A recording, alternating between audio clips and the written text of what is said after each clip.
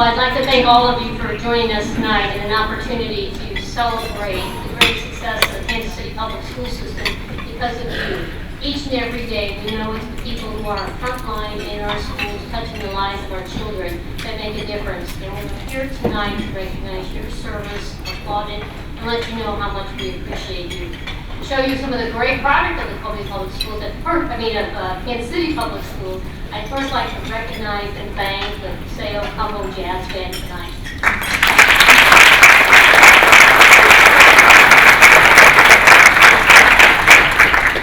We're going to begin our program this evening with the Northeast JROTC Color Guard, which is commanded by Cadet Larry Cooper.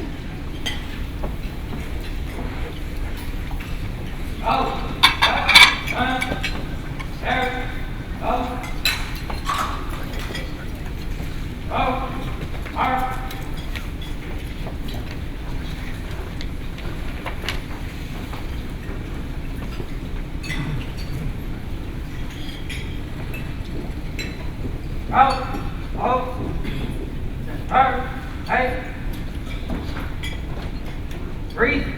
Arm. Please stand and join me in the pledge of allegiance. Pledge allegiance to the flag of the United States of America and to the republic for which it stands, one nation, under God, indivisible, with liberty and justice for all. Carry. Go. Right. Heart.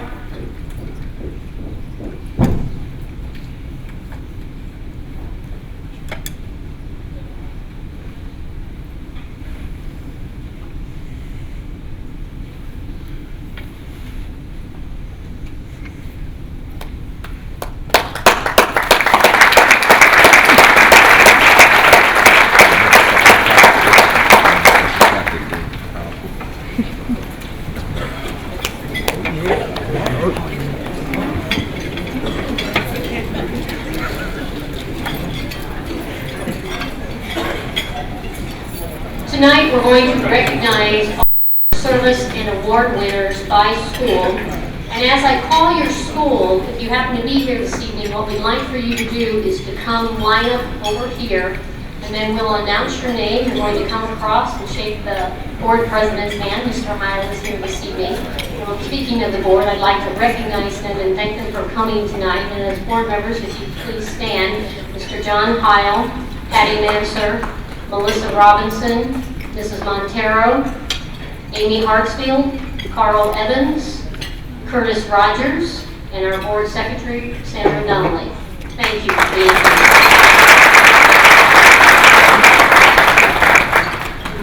We will begin our recognition tonight, and I'll call 3 schools, so if you could start to make your way. And please feel free throughout the program to get food and beverages as you like, just being respectful of our award winners. But anyone from the African Center College Prep Upper School, Addix Elementary, and Benjamin Banneker, if you would please line up over here.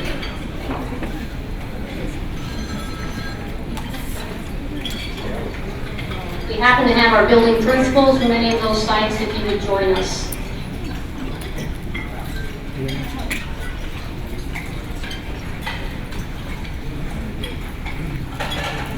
Mr. Lamb?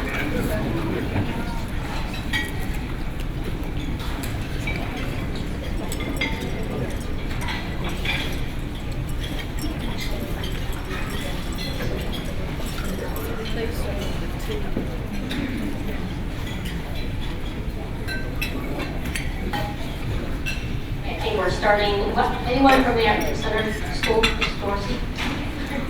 Our first award winner tonight is Carla Dorsey, and Carla has been with the district for 25 years. Thank you, Mrs. Dorsey. Mr.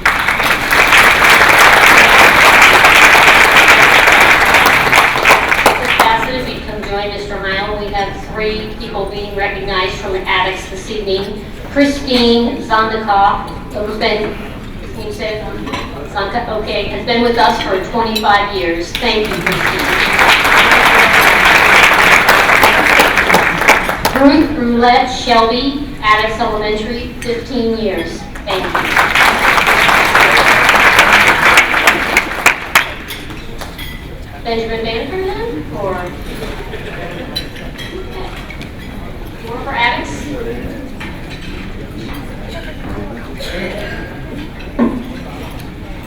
Catherine Alder. Catherine, how many years have you been with us? 10 years.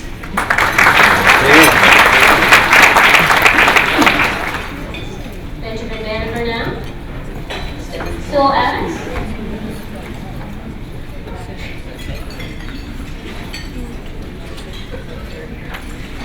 Terry Perry. And Miss Perry, how many years have you been with us? 45? Oh, 45! Wow. Yes. This is always our worst night here. You know, we don't have everything completely organized, but I do know Miss Caduce from Banneker has been with us. And thank you for your 20 years of service, Dean. We then have Border Star and Carver, if you'd line up.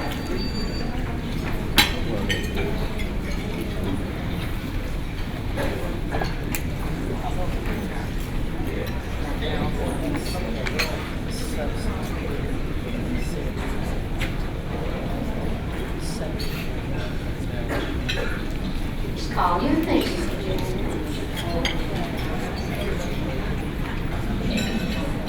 Elizabeth Overly, 20 years of service.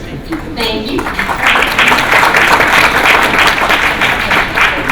Marjorie Ellen Mims, 30 years of service. Rebecca Parker, 15 years of service.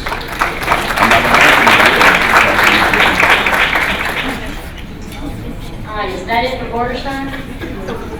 That's here. Okay, then Carver. For Carver Elementary tonight, we have Karen Likala Salzman, 30 years of service. Margarita Vega, 15 years of service.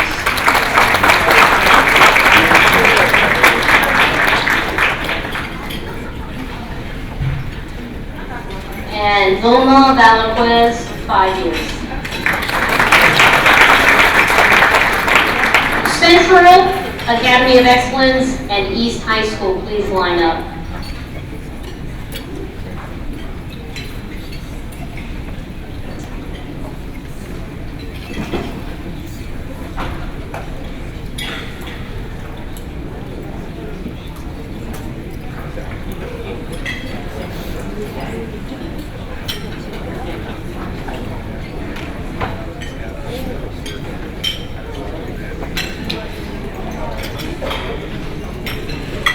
Dr. Sanders, would you like to stand in for Dr. Gray?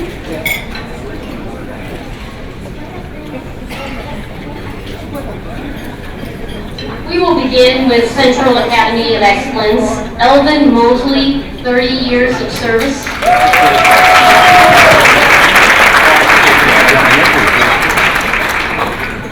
Michelle Lowe, 25 years of service.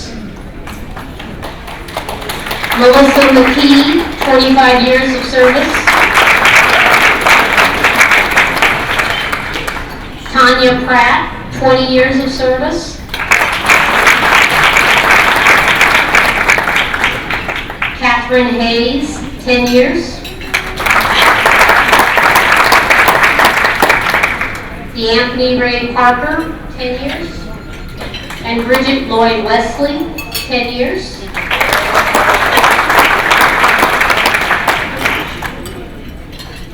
And last but not least, one of our retirees this evening, Mr. Shelton. Mr. Shelton has been with us for 25 years.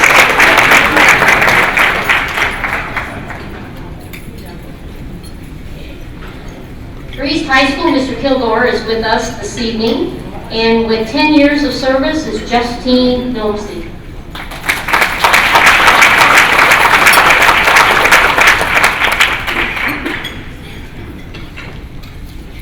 And retiring from East High School this evening is Charles Foreman with 30 years of service.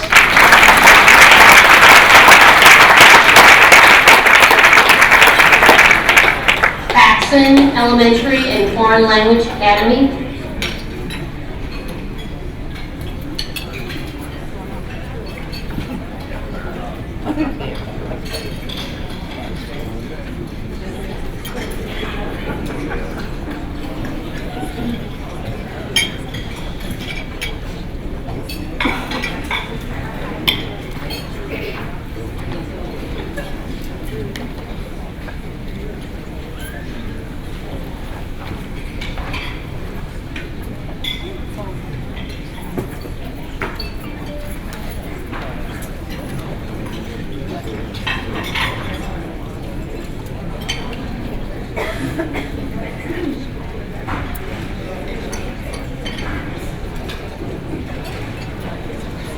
All right, tonight for Paxson Elementary with 10 years of service, Grace White.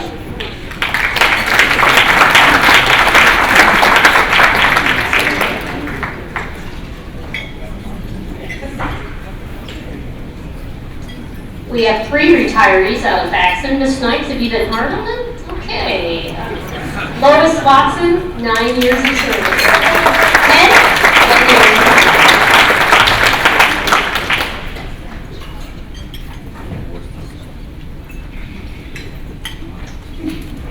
Roberta Henry, 11 years of service.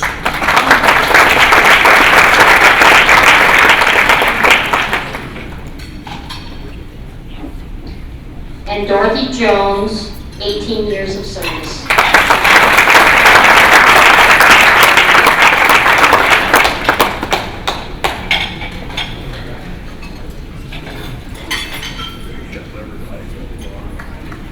For Foreign Language Academy this evening, Merlene Rush is retiring with 7 years of service.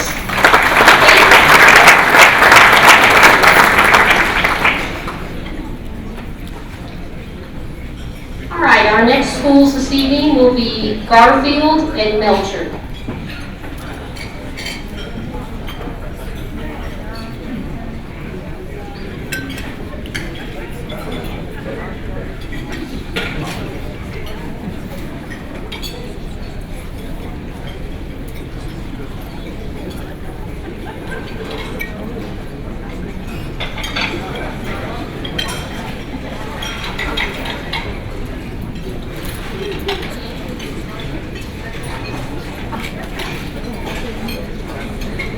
Tonight for Garfield, and Patty Jensen is here representing their school. Elaine Alexander, 20 years of service.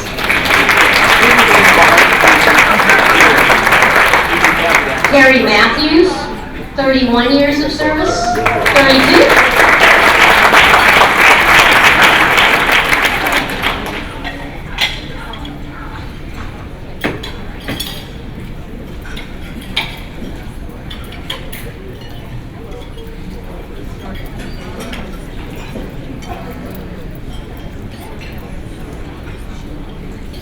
Sandra Dixon, Melcher Elementary, and Sandra, we didn't have your years, so how many do you have? 23 years, thank you.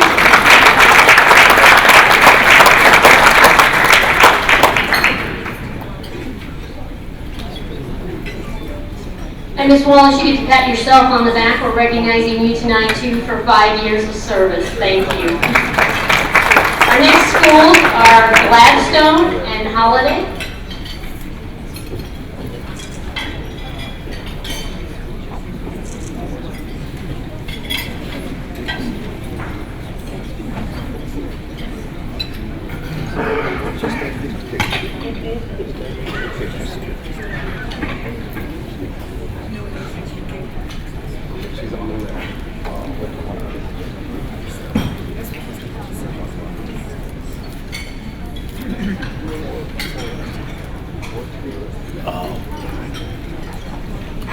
All right, we'll start with Gladstone. Deborah Ferguson, 30 years of service.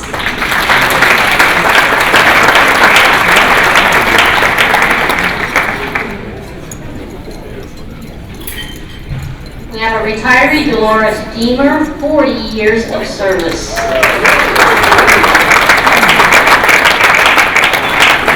And Phyllis Strobel, 24 years of service.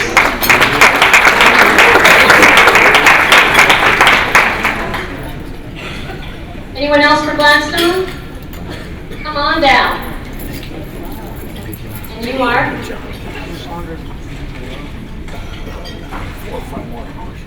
Diana Fuhrer. And how many years? 21 years. Thank you, Diana.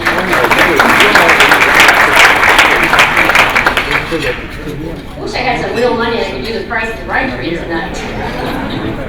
All right. Holiday. At Holiday, Berthania Whitner, 35 years with us tonight. Okay. Christine Briscoe, 22 years. Ms. Briscoe is retiring.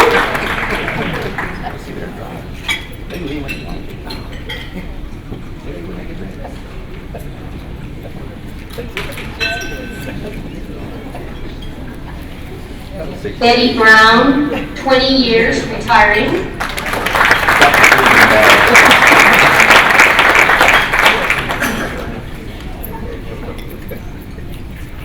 And Shirley Douglas, retiring after 33 years.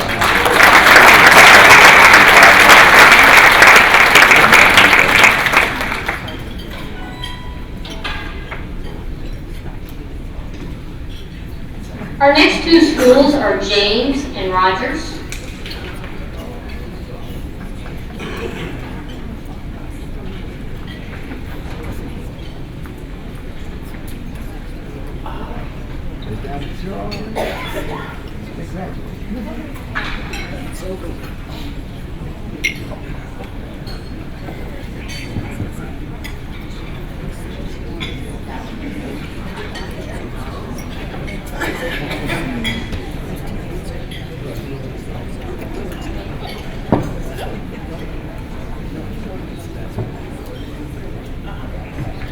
Retiring tonight from James Elementary is Ron Brummel after 20 years of service.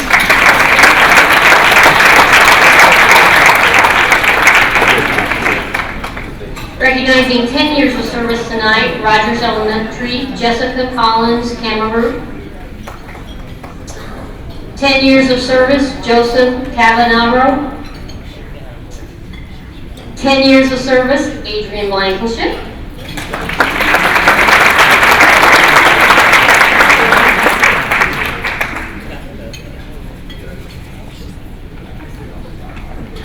Retiring tonight after 29 years of service, Nancy Leary.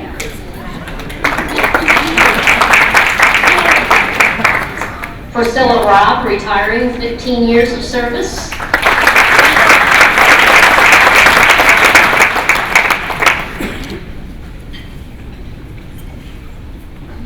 And are you with James? Okay, and I've missed your name, so come on down. Mr. Teresa, do you have some money or anything that give you that? And you are Donna Roberts. And Donna, how many years of service? 30 years of service. Thank you.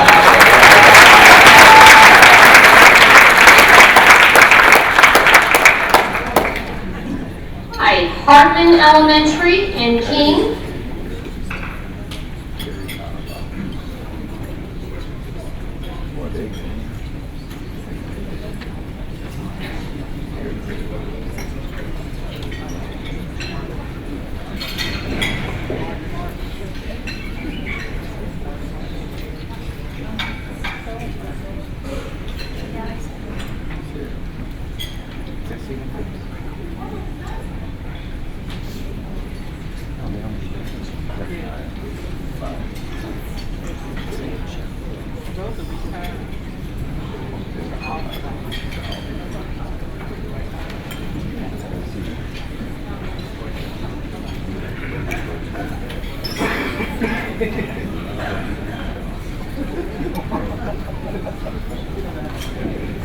Okay, starting tonight, Hartman, Sharon Carter, retiring, and Sharon, let's see, you've got 37 years.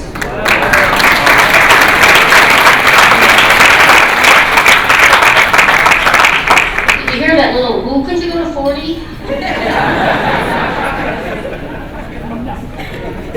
Dr. Kirksey, are you in the room tonight? No? Okay. Dr. Kirksey, we've got a range on her from 41 to 44. I was going to ask her where she was with that. All right, for King Elementary tonight, Chad Kincaid is with us. We have Kim Ramsey with 10 years of service.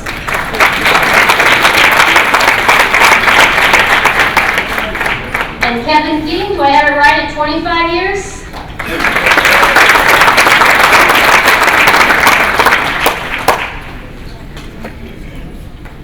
Next school will be Lincoln Prep and Longfellow. If you come forward.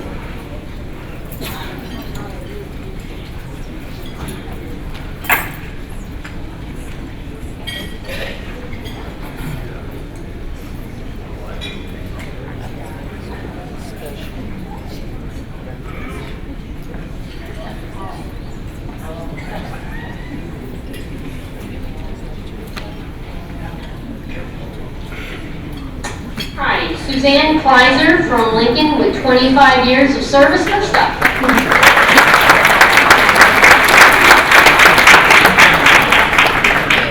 Chuck Woody Yaduku, 20 years of service.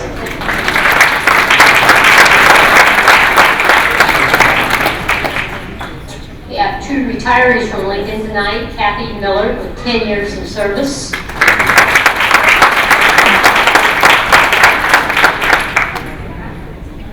11, and how much total? 43. You might get the award tonight for all your years of service.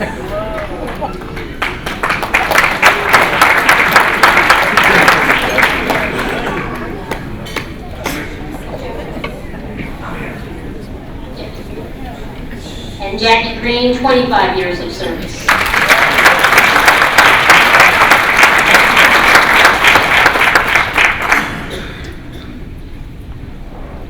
Longfellow tonight, Jamie Williams, 5 years of service.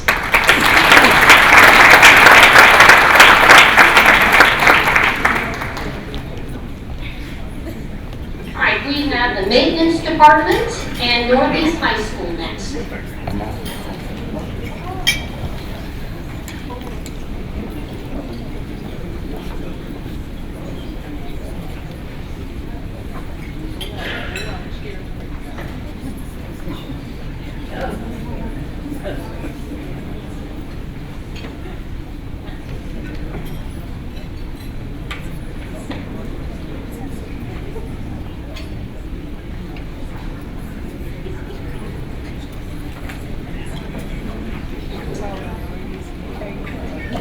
With the maintenance division, we have Clarence Cron, 10 years of service. Clarence, for you. Nicholas Ingram, 5 years of service.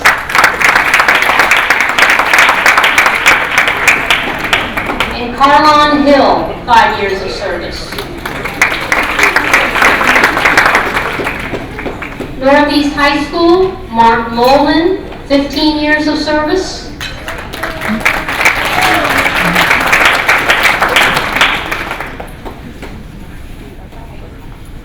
Jerry Lewis, 15 years of service, and Mr. Lewis was with the color guard tonight. Thank you, Mr. Lewis.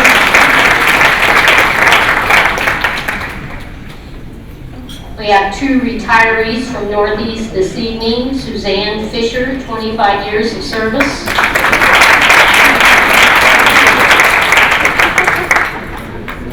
Nedra Dickinson. Nedra, now they have 41 and 44 on you too, so you and Dr. Kirksey, where are you weighing in? How many? 44 years of service. I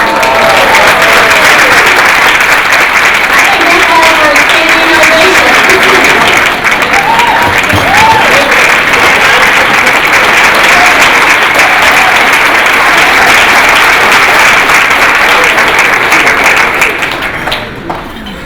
All right, I'm going to need a little help with names now. My sheet's wrong. Jacqueline Brickman, how many years of service? 20? And which school? At maintenance. Thank you, Jacqueline. Randy Clemens, maintenance, 20 years? Thank you, Randy.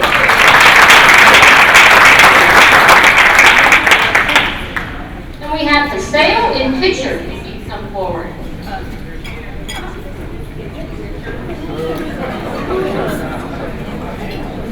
Mr. Clemens, could you come back for a second? I needed for you to tell me that you were a retiree this evening also. Go ahead, take the photo.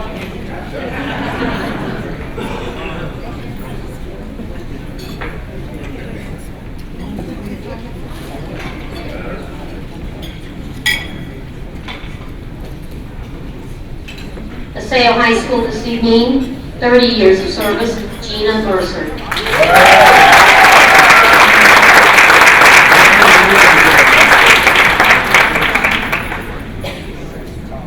Eldima Spikeharp, 20 years of service. Pamela Lucas, 10 years. And Dennis Walker, we get to pat you on the back. Dr. Walker, you may not realize it, but you've been here a decade, 10 years.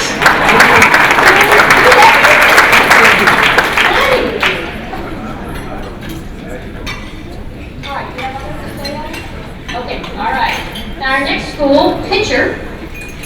This evening we're recognizing with 20 years of service, Eileen Pauling Shepard.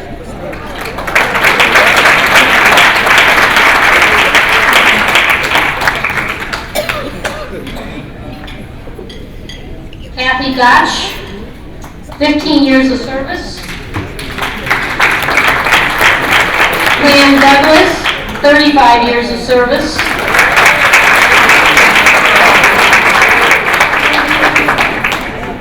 Raina Davis, 5 years of service.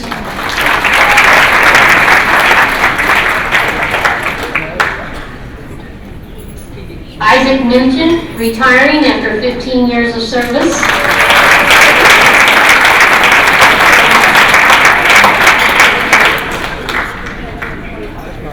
Vicki Hedger, 25 years of service. Thank you, Vicki.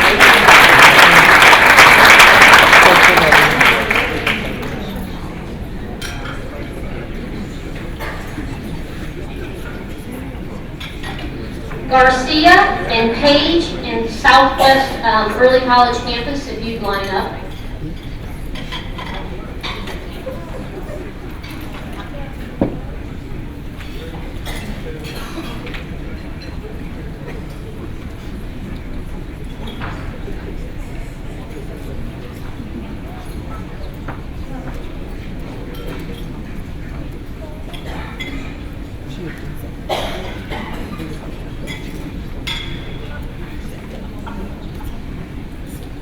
Representing Garcia tonight is Claudia Monco Fraberhaus with 25 years of service. Jaja Addison, 10 years of service. As flowers for Paige, we have Jeannie Grassinger retiring. Yeah. Jeannie, how many years in the district? 10 years, thank you.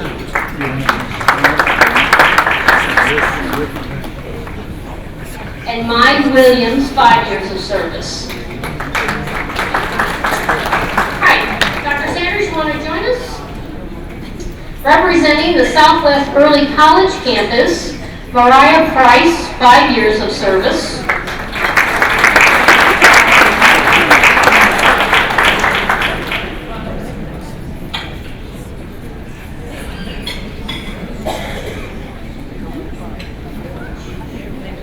Allison Pugh, 5 years of service.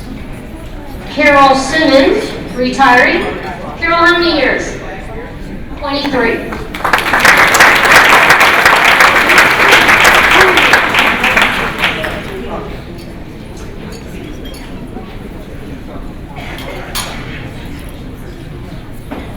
Lozana Stowell, 20 years at Garcia. Sorry, I missed you when I missed you.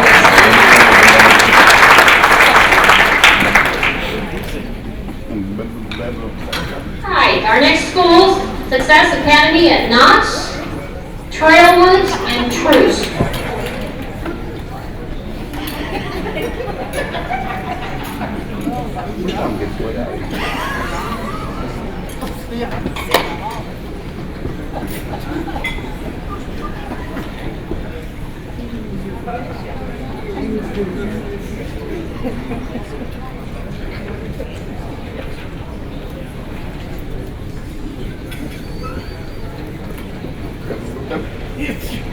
All right, tonight from the Success Academy at Knott's is Linda Renee May with 35 years of service.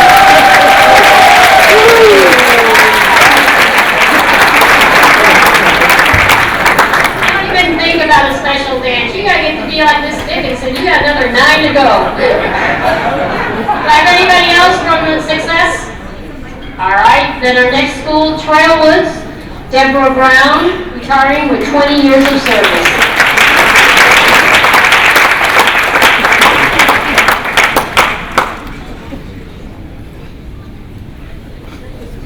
So, Truth? Oh, still Trailwoods. Okay, well, I'm going to need a little help. Come on down, ladies. Sadie Jackson, 20 years. Lisa Lewis, 25. Where are you ladies from? Truce. Okay, there's my Truce girl. I didn't know I had Truce. Okay.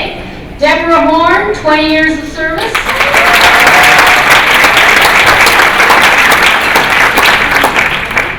Sarah Halsey, 10 years of service. 11.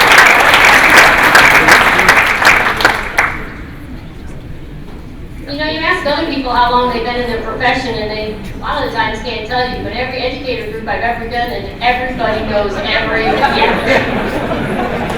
kind of like dog years. All right, our next three schools will be Phillips, Wheatley, and Whittier.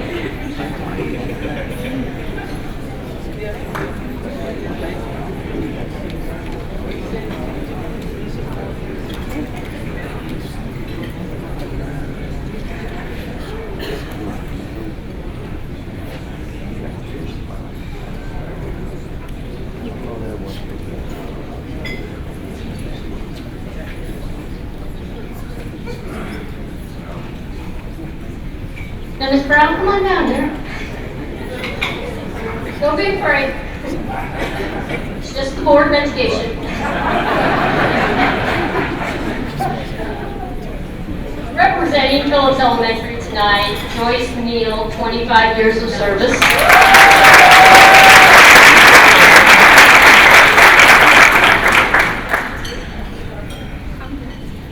Tamara Patterson, 15 years of service.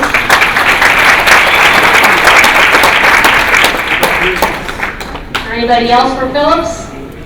All right, come on down, ladies. I want to be sure we get you all in the Phillips picture. And you are Jacqueline Robinson, and how many years? 20 years, thank you.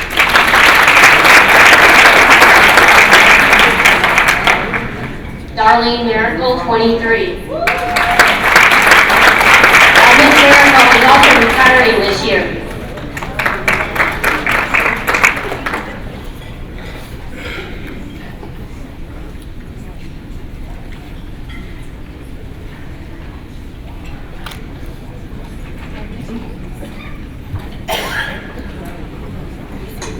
Wheatley, Mr. Cusco, thank you for joining us tonight.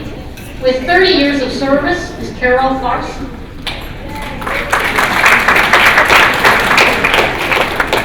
Ann Coleman, retiring after 27 years.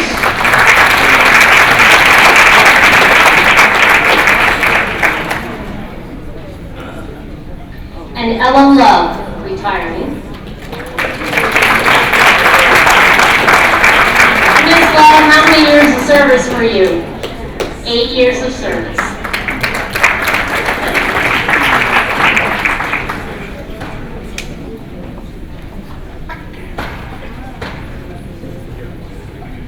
All right, is that everybody for Wheatley? One more.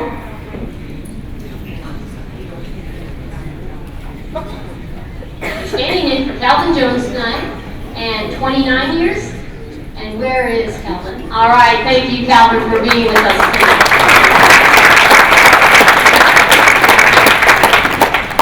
And I believe Mr. Jones is also a retiree tonight, is that correct?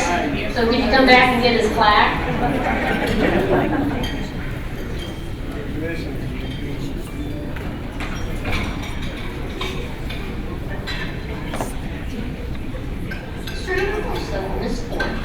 Whittier Elementary tonight, 10 years of service, Kelly Anthony.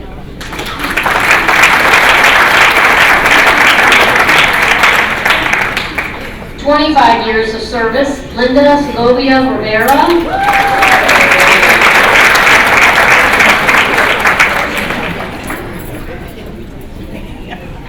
And retiring tonight after just 3 years, okay, Myrtle Griffin.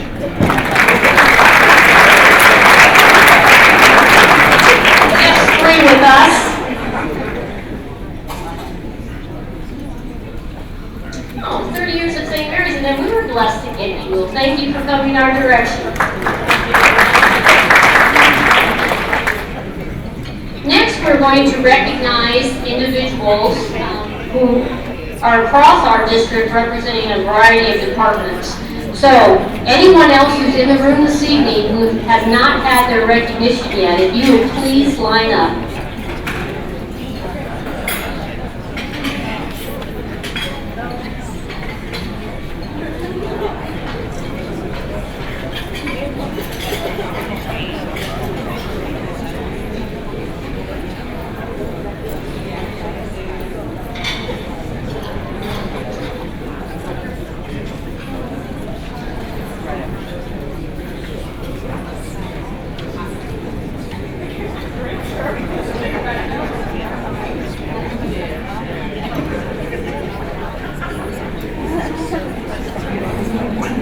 We'll begin tonight with Marilyn Hayes Chambers, 25 years of service, the accounting officer.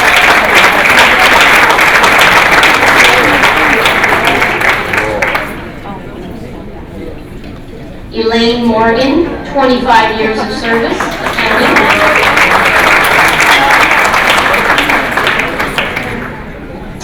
Rosa Vega, 20 years of service, our counseling.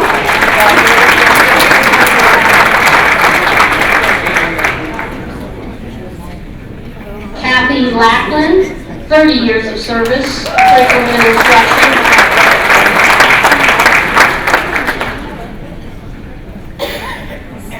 Sharon Hayes, 25 years of service, curriculum and instruction. Muriel Hudson, 5 years, curriculum and instruction.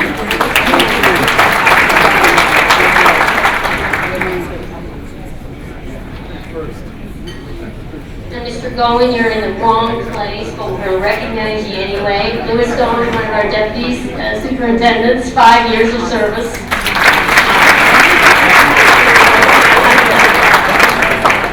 You don't get anything, Mr. Robin McDonald, the vocational programs, 10 years of service.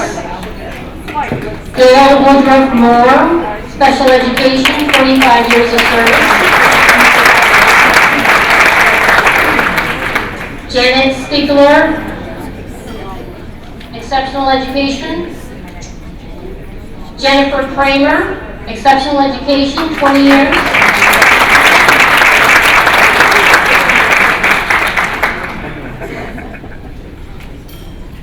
Luann Shrout, human resources, 10 years.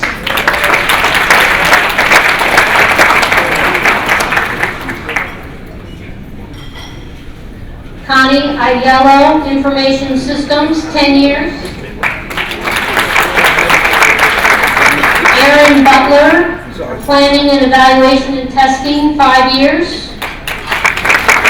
Charlotte Ann Sheldon, Technology, 15 years. Mr. Brennan, you want to come on up?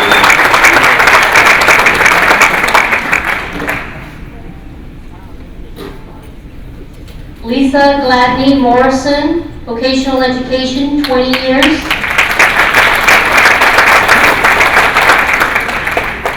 Isabel Blair, Vocational Education, 15 years.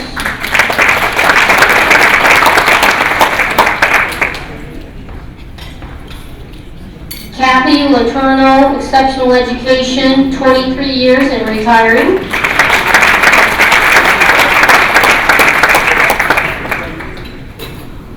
Don Roberson, retiring.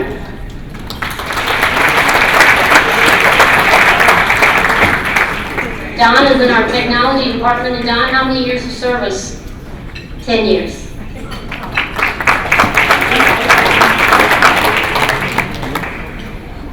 All right, now I need a little help, so come on down.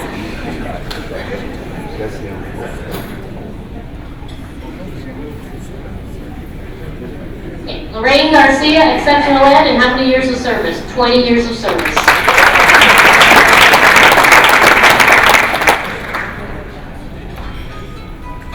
Hey, Head Start, Tracy Johnson, 22 years. Thank you.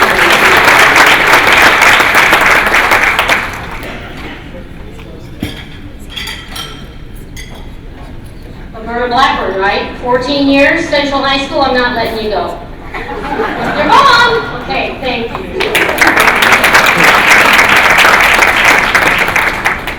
Melissa. Melissa, I have you on a sheet, I just have you on a different page. Melissa Douglas with our adult education, and now we go.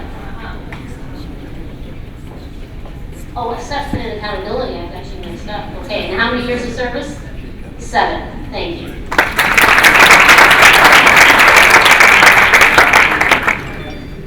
Now, David, you represent the guy for me tonight, but this is over. I can't make any more mistakes. All right, so David Brown, security, and how many years? 20 years? And you're retiring this year. I think I wrote that.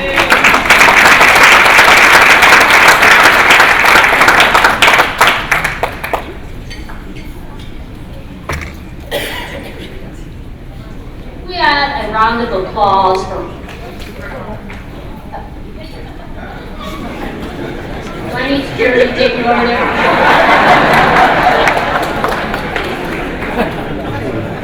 Let's have a rousing round of applause for all of our visitors tonight.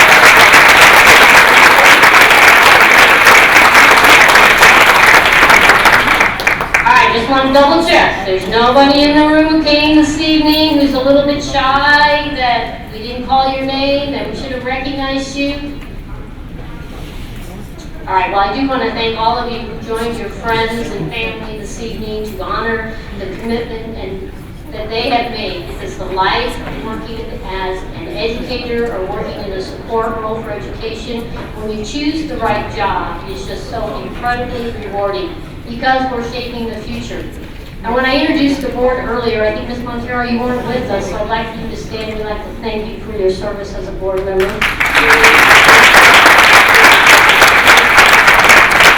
At this point, I'm turning the program over to our board president, Mr. Hyatt.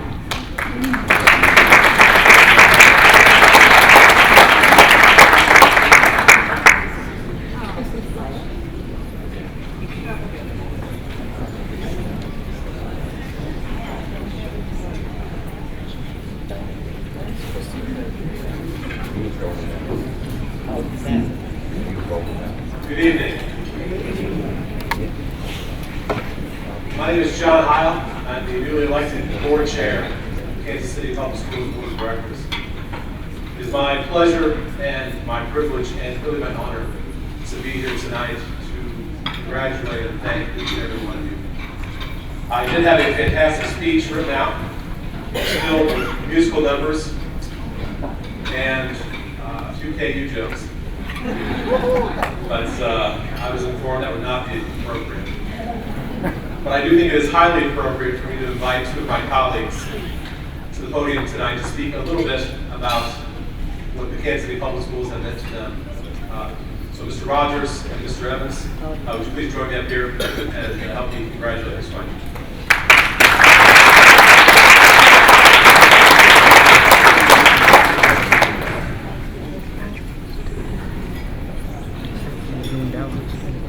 Just like to say congratulations and thank you to each and every one of you. I think I may be able to share some of the feelings you may have. I did 36 years in the school system, retiring in 2002. And to those of you who retired, I know you'll miss getting up at 4:30, 5 o'clock in the morning. You'll miss driving to school in sleet, snow, and cold weather. And more importantly, though, I think the dedication and commitment for those who have taken money out of your pocket to buy school supplies, to decorate school boards, and all the other kind of things that you do, to give kids lunch money. And you know, my wife was an elementary teacher, and for those, especially elementary, for the little kids that depend on that hug every day. Sometimes we don't realize how important that is, and how you wipe their noses, and the kind of things that we do as teachers. And I don't think any amount of money can compensate what we do, because I know what we do. So I say congratulations and thank you very much for your years of service. Thank you.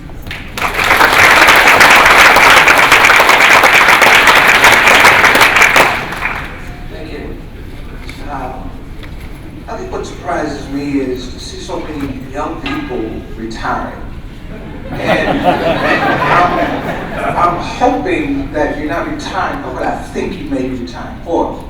And I'm hoping that it's also a better job, not a better job, there is no better job than what you've been doing.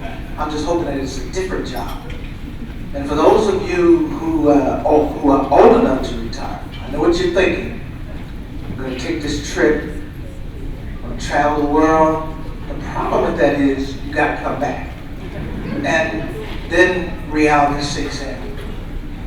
I have been retired now for about 12 or 13 years. I'm not really sure how many, but there is no better place to be than retired. But it doesn't mean that you have to come home and sit. Now, if you got a rocking chair at home, I'm going to warn you now, you need to move it out of your front room. Because what you'll do is, you'll sit there in that chair and you'll get comfortable, and you'll have to have someone to help you get up. And you don't want to do that. I also know that you're saying that, well, I'm going to take care of the grandkids. I'm going to spend more time with them. Trust me, that's not a way to spend time. It's okay to tell people that you don't like kids. You can say that now, but you wouldn't dare to say that before you retire. And I'm trying to say that somebody asked me the other day, don't you just love your grandkids? Yes, I do. I love when they're not around. And I'm really not trying to be facetious here. I mean, I care about my grandkids when they come over. You know, they weren't raised like I raised my kids.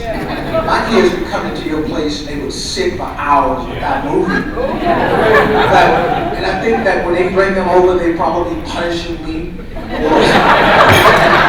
They were raised. And it's a joy to be among you all. I mean, it really is. Because I know where you've been. I spent 30 years in the district. I say 29 to 30 because I did some substituting at Central, and I count that too.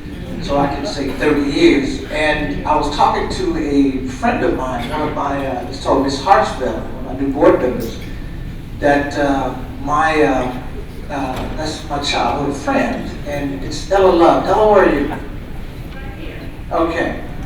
Ella and I go way, way back, all the way back to like 36 and Olive when she was a little girl. And it's really good to see her retiring also. And the reason I singled her out is because she said that she was going to be one of those people who's going to travel the world. I mean, not travel the world, travel, but she's going to find out that, again, retirement is different than what you were perceiving it to be. And one of the things in closing, I just want to say that I think I'm just a tad bit annoyed because Brenda, when you retired, Brenda Jackson Brown, Mr. Brown's wife, was a principal also. Did you get this kind of treatment? Did you? I don't think so. Did you come? Okay. So whoever the acting superintendent is, I want you to tell Dr. Green that for those of us who retired before this happened, he owes us.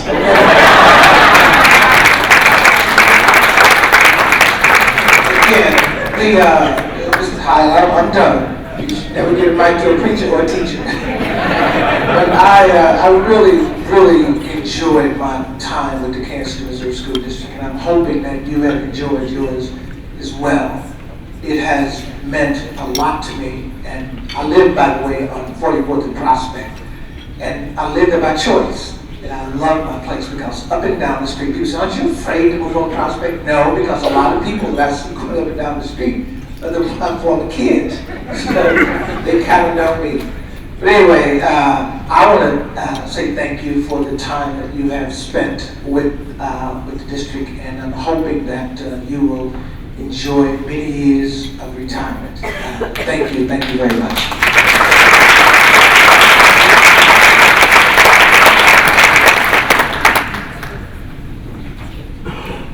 All right, well, lesson learned for next year. Before I introduce our keynote tonight, I do want to add my congratulations and sincere thanks to those of you who are leaving employment with the district this year. As I talk about often, I was raised in a home with two parents who taught public schools for 33 years each, and so I know the dedication and the commitment it takes to do this job and to do it well. And so please accept my congratulations to each and every one of you for your service. It is my privilege tonight to introduce our keynote. And as I said to our table a moment earlier, I think when I was about 12 years old, I would have seen this moment as probably the pinnacle of my life. As a die-hard Royals fan, my favorite player was our second baseman, Mr. Frank White. And so I'm honored to introduce him tonight. Frank White graduated from Lincoln High School, Kansas City Public School District. He college at Longview Community College before he graduated with the Royals, where he rose quickly and became a mainstay at second base for the Royals during the decade of dominance that our city enjoyed. In 1980, Mr. White was the most valuable player of the American League Championship Series against the New York Yankees, which we won. Yeah. Right. And led the Royals into their first World Series. An exceptionally smooth fielder. Mr. White was a 5-time All-Star and won the Gold Glove Award 8 times. And they just let you keep it after a while. It's yours. And this is the most amazing stat, I think, in this whole thing. In 1977, he played second base for 62 consecutive games without committing an error.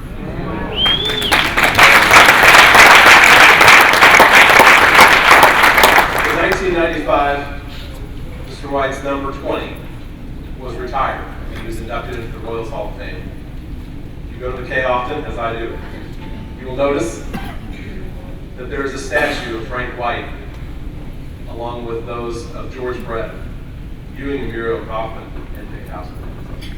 So it is my pleasure, my honor, to introduce our keynote speaker tonight, Mr. Frank White.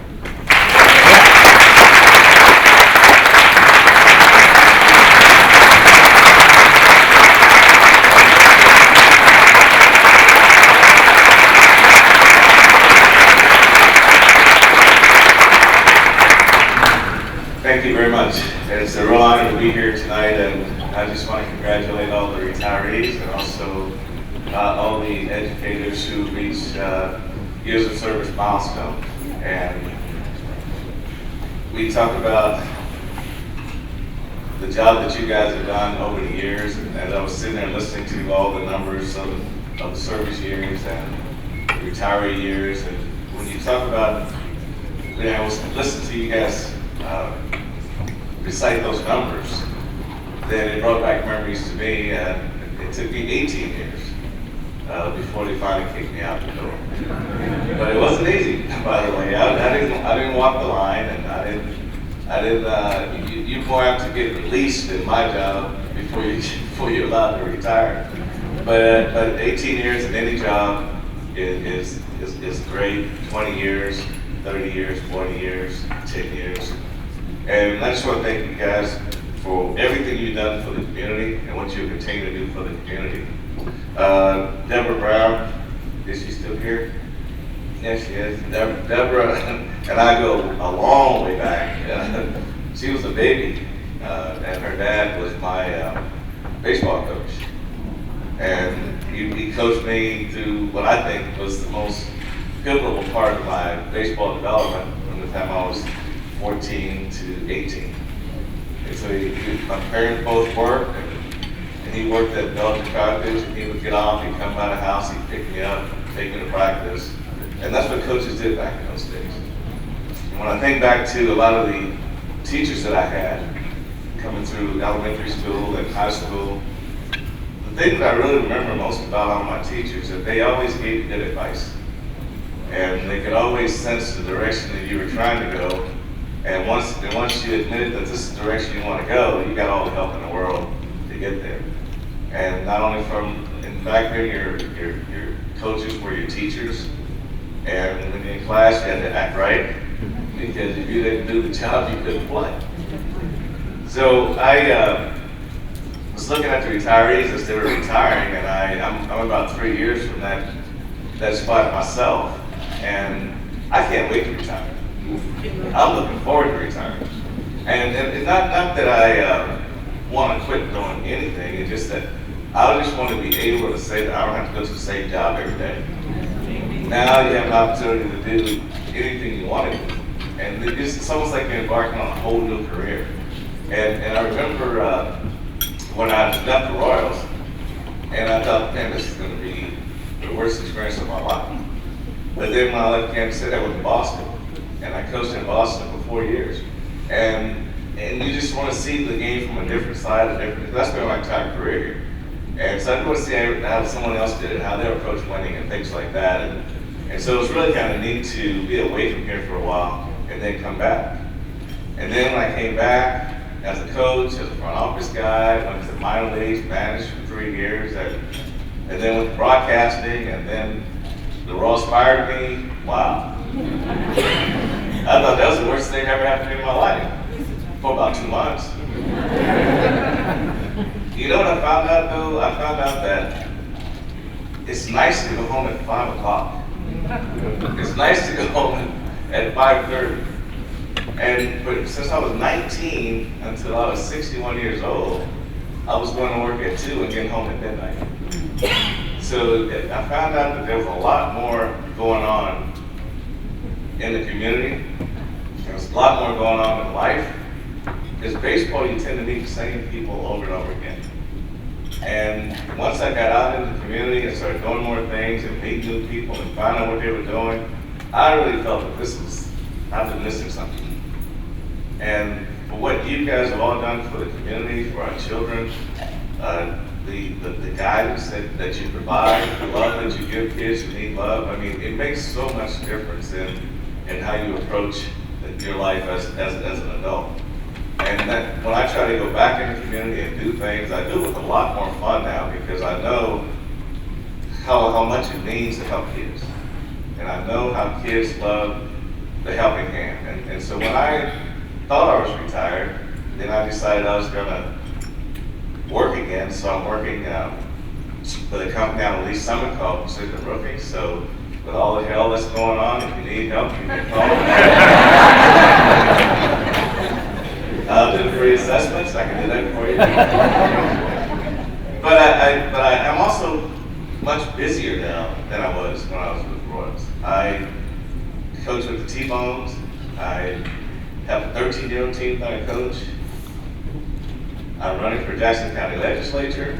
I mean, it's fun, you know. It's like the whole world is kind of opening up. So all the retirees don't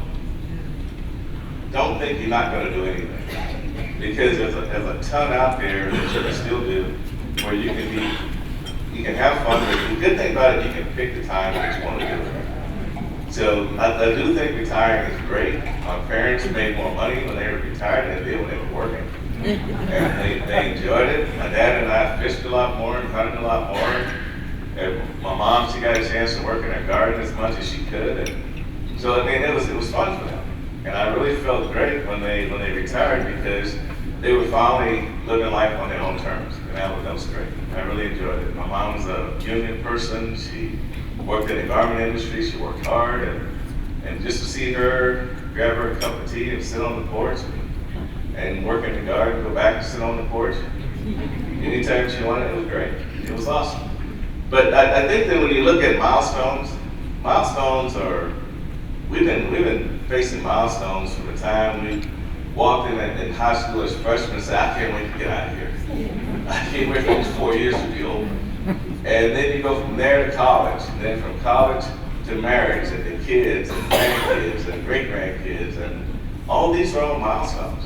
And even as teachers, you go that first day in school, and you go 5 years, 10 years, 15 years. Those are all milestones. And my whole life was milestones. From the first time I decided I wanted to play baseball, and I didn't think I was going to get a chance to play baseball. And one day I was working, and I saw where the Royals were having tryouts, and I went to my boss and begged him for 2 days off. And in 1969, that wasn't easy to get. So he gave me 2 days off. I went down to the Old Municipal Stadium. I tried out for the team, and that's how I got into baseball. But once you get into baseball, that's not the end of the story, because it's a tougher road to get from saying, okay, you're with our team now, hey, how are you going to get to this big league level? And so now you talk about the opportunity that you were looking for. You get the opportunity. Now you have to go to work at that point. You've got to put your nose to the grindstone. You've got to have tunnel vision. You've got to make sure you select the right roommate, and you got to make sure you do the right things coming up, because it's a lot of pitfalls into the major leagues. But when I got here, and the year before I got here, I actually worked on the stadium as it was being built. I went down to the Union Hall, got my laborer's card, and I made more money that 1 year than I did all my minor league years. I almost went. But just to be able to work in the stadium, work on the stadium, be in the stands, looking at the field, and then wondering if you're ever going to play them, if I ever going to step foot on this field. So I left there in April of '73, and in June of '73, I was playing baseball at College Stadium, which was Ross Stadium at that time. So how many in here dreamed about being an educator? It's kind of nice when you dream about it and it happens. So how many just had that passion for it? And that's what it takes, passion. And kids see the passion, they feel it. And I remember I was 12 years old, and this is my education about baseball. And I was playing at Bray Park. I was playing on a team it was a good team, but I went 3 games and didn't play. And so my dad was one of those parents that if I pitched the game, he was going to watch the game from the car, because the umpire was going to take him out of the stadium. Because he and umpires just didn't get along. But if I was playing, he was okay for some reason. I never could figure out the difference. But after the 3rd game, I wasn't playing, and he came and grabbed me by the collar and said, "Let's get out of here." You know, being 12 years old, I'm traumatized. You know, I don't know what's going on. And so I get home, and I'm sitting there crying, and I finally get up enough nerve to ask him. I said, "Why did you take me off the team?" And he asked me, he said, "Do you like baseball?" I said, "Yeah, being 12, I don't know better." And he said, "Do you love baseball?" I said, "Yeah, I love baseball." And he said, "How do you know?" I didn't have an answer. And he said, "If you're going to play this game, you have to play it. If you can't decide whether you have a passion for it. You can't decide if you really like it. You can't really decide if you really understand it if you don't play." So he took me off of that team and put me on the worst team in the league. We didn't win 1 game, but I played every day. so that was my lesson for passion, and that's how you find out if you really like something. If you're gonna lose every game and keep going every day to practice and every day to the game, then obviously you have to love it at that point. But that was a life lesson for me, and I'm sure that a lot of you felt the same way. And I remember my junior high school, Lincoln Junior, was on the south side of the stadium, and my high school was on the west side of the stadium. And many nights we'd sit on the bleachers and we look over at Nissen Stadium and watch the Gators play. We'd go to Parade Park to practice. We'd collect pop bottles when they used to buy them. We'd collect pop bottles and go to Leo's drugstore on 18th in Brooklyn. And then we'd take the money and go to Arthur Bryant's. We couldn't afford to pay $2 fries. Then we'd buy a couple big bottles of best cola back in those days. And then we'd go sit in the bleachers, and then we'd watch the game. And then about the 7th inning, we go down by the left field fence at George Toma, and the ground people would open the door and let us sneak in and watch the rest of the game inside. But there was a lot of great memories I had, because there were a lot of days me and my buddies would walk down the side of that stadium and rub our hands on the wall and wonder if we'd ever play in that stadium. And we go by the door where all the guys would come out after the games, and man, we looked at those guys like they were movie stars. Because back in those days, they didn't play on TV, so if you didn't have a transistor radio under your pillow late at night listening to the game, you just didn't know. You just didn't know these guys. And so these are all the things that I really remember as a kid growing up, and that you just definitely have to have a passion for what you want to do, regardless of what it is. If you put a little sweat in it, it's usually going to work out well for you. And it's almost like having that 25th man on your ball club that you know is not as good as everybody else, but you know as a manager one day, because of injuries, because of other circumstances, you might have to depend on this guy. So if you put a lot of sweat in it, or try to make him better, then when you do call on him and put him in the game, even though in your mind you know he's not as good as everybody else, but you will pull for him. You'll pull for it because you put work into it. And that's what I see in this room is a lot of people who have put a lot of work into a lot of people. And when you have these successes, I know when my teachers that taught me in high school and in elementary school, when you see them and they know what you're doing, they're proud of you because they had something to do with where you are. And I even got bused when I was in elementary school. This is a long time ago. My first school was Wyndham Phillips, and then I went to. Then after that, I went to Linwood Elementary School, which is no longer here with us. But in 5th grade, I went to Linwood Elementary, but I was bused to Adams. And in 6th grade, I went to Linwood Elementary, and I was bused to Douglas Elementary on the west side. So they just built a school in that point. So it's just that you all these things happen to you for a reason, and you just have to take them and roll with them. But I think it's time, and when you're talking about retiring and milestones, these are just all stepping stones to another career. And I really can't even tell you what I'll be doing next year. I know it'll be more than I'm probably capable of doing, but I'm used to working that way. So I'm always juggling schedules and trying to do as much as I can in the community. And I really am excited there's baseball in the Scholastic League again. I think that is something that wasn't there when I came through. But I think when you look back at my career, and I was really special because, first of all, I wasn't a drafted player. I wasn't a player that they thought would ever make it. I was just a guy who wanted an opportunity. And I think that when we go to school and we play sports in school, I think that the rules are good. I think you have to earn your play. And I can remember being in high school and teachers would stay after school and they would work as hard as you wanted to work to keep you eligible. And it's really kind of nice to know that I'm not the smartest guy in this room. Because that's a good feeling. Because I really think that when you put in the time to become who you are, then y'all should feel really special about yourselves. Because to be an educator, to be able to do the things that you do, and to do them as well as you do, it takes a lot of hours. It takes a lot of education. It takes a lot of continuing education. And baseball is the same way. To be the best that you can be, it takes a lot of training, a lot of work. And from the first day that I stepped in the Royal Stadium, I said to myself, I want to be the best second baseman ever played the game. And in order to get that done, you have to be selfish. And I'm not being selfish with other people, but you have to be selfish with your practice time. You can't let anything get in the way of your practice time. You have to have a sense of direction. You got to look for opportunities to improve. And I was one of those guys back in the 70s. We didn't make the money these guys make today. We had to work in the winter. And we had a lot of guys working for UPS, and a lot of guys were still in the Army Reserve. We had a lot of things going on to try to get from August to April. But it was hard to find a job for 6 months.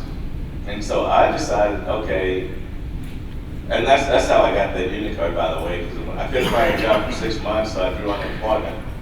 And so the next year, Mr. Kaufman didn't want me to draw unemployment again, so he got me a union card and made me work. So that's how that story all evolved. But I think that when I think back to fundamentals, and you guys are all familiar with fundamentals, because kids have to learn the fundamentals of what it is they're trying to do in order to get it accomplished. You have to teach those fundamentals, and to show you how difficult or how special fundamentals are when you learn them and you really realize what you're doing and you know what you're doing from day to day. Then I was a month from turning 20 years old when I got into baseball. And we just did fundamentals every single day, 6 days a week, sometimes on Sunday. And by the time I was 23, I was in the major leagues. And that comes from playing probably 30 games in the summer. That was about it. So when you learn the fundamentals of something, you really can progress a lot faster than anyone else. And I think that when I look back at how I almost didn't play, because in '69 I was married, had a kid, went down to try it out, and they said, okay, we want you to go. And I said, you know me, I said, how much you gonna pay? And they said, we're gonna pay you $50 a month. I said, really? I said, okay. I said, well, that's not gonna work. I said, because I got a wife, I got a little boy, and I make $100 a week. I said, $50 they said, oh, that's after taxes, by the way. So it was 48 something. And so I said, well, how are we gonna make this work? And he says, I said, well, it's not gonna work, so I'm not going. All right, so Mr. Kaufman had a big blue limo. And so at 29th and Olive, where I grew up, here comes a big blue limo. And in that neighborhood, you know, you drive a limo in the neighborhood, you're gonna come out one of the heck road. And so everybody's surrounding this limo, and the chauffeur comes up to the house and knocks on the door, and he says, well, Mr. Kaufman would love to talk to you. I said, really? I said, where is he? He says, he's in the car. I said, really? My neighborhood, okay. So I go out to the car, he opens the door, nobody's in the car. I said, well, where is he? He says, well, he's on the phone. I said, phone? I didn't even know my car phones back then. So after the phones ring, I go, and he said, well, I want you to go to Florida, I want you to play baseball for me. I said, well, I can't do that because it's not paying enough money. So the way I got into baseball really was he gave my wife a job at the stadium, and my parents had my wife and son living with them, and then I went to Florida. So that's how I got it. But you know, true as special people are, I asked my wife, you know, basically, you know, you always gotta ask your wife, you know, because they always have the answers for you. So I learned how to say yes dear a long time ago. So I said, well, what do you think about this? And she said, well, you have to give it a shot because I don't want to live the rest of my life listening to you talk about, I wish I would have done this, I wish I would have done that. So I said, that makes sense to me too. So, but you guys are here, you know, yes dear gets you a long way. But there's a ton that I can talk about. I can keep you here all night. I know you've had a long day. And I just want to, again, congratulate all of you for your hard work.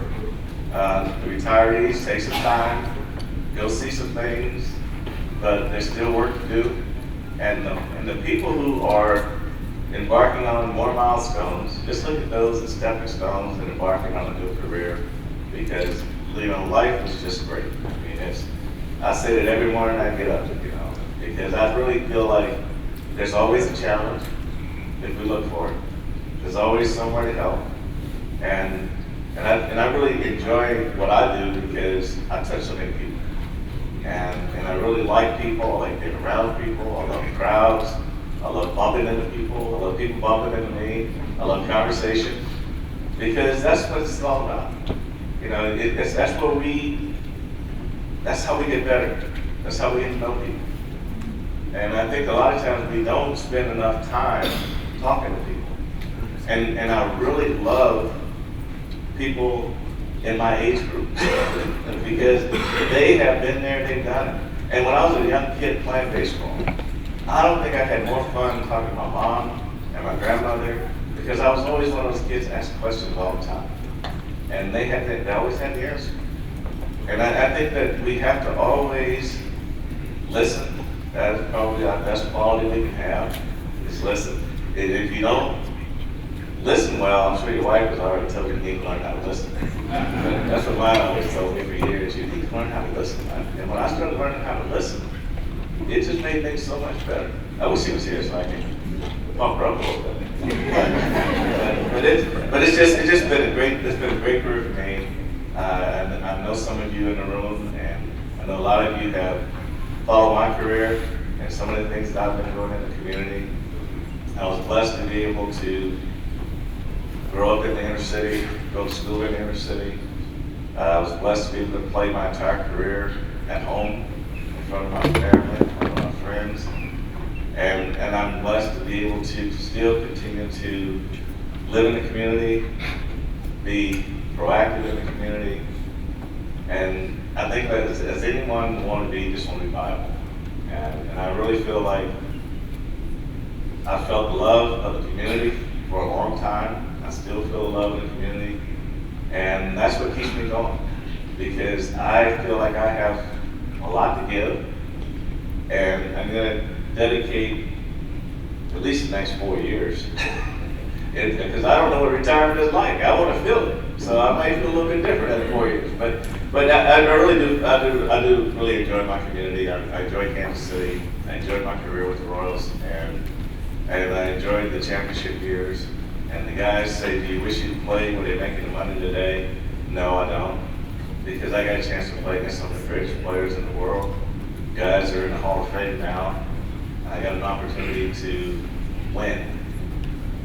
And I think you cannot discount winning. And when you think back to the guys that I played with, they were just so important, because it's amazing in the 70s how people think, how they thought back in those days. They kept things so simple. There was no gray area. There was no I tried. There was no the ball was in the sun. There was no the ball hit a rock. They didn't buy all that stuff.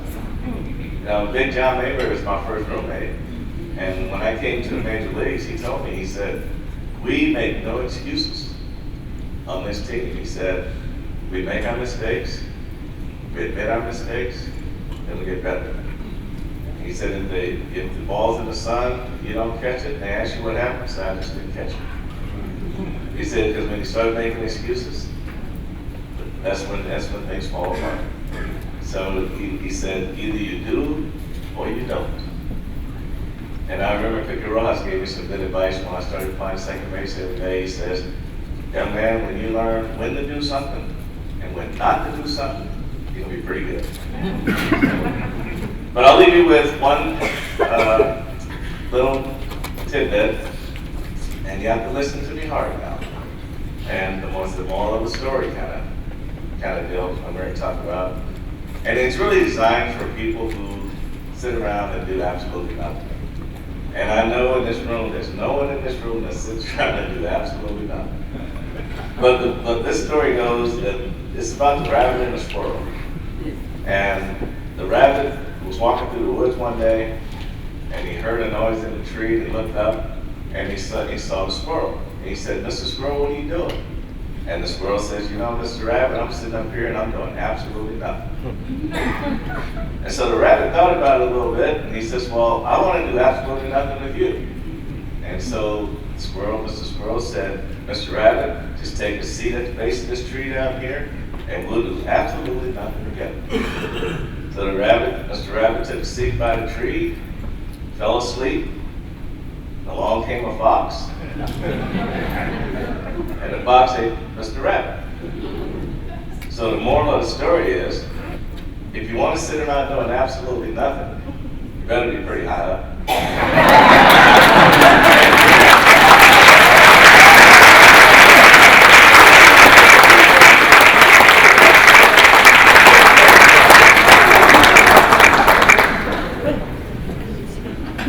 Well, Mr. White, since you have time on your hands, you like people, we'll have a link to a teacher application in your mailbox. We've got 3 PE jobs at the high school level, and I'm sure we can find a coaching position for you too. This evening was a great evening to recognize your dedication and your service. And Dr. Green was not able to be with us this evening, and he regrets that, but he wanted me to be sure that I expressed to you the great gratitude that he has for your hard work and dedication every single day, because Kansas City is in it to win it, as he told you at the beginning of the year, and we're going to do it. I'd be remiss tonight if I told you that we just pulled this off in just one day. We know we had a few glitches and mistakes, but it's a lot of hard work that goes into organizing 300 recipients, of which we had 150 with us tonight. So I'd like to thank the HR department and Sheila Edwards from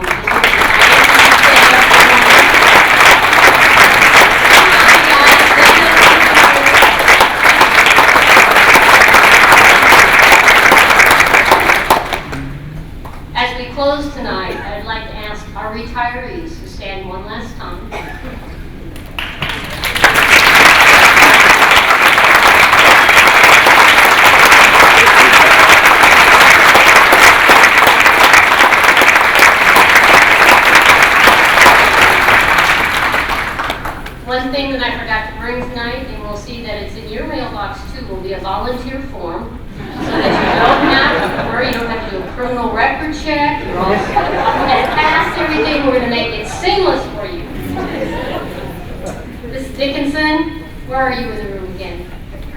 Thank you, 44 years.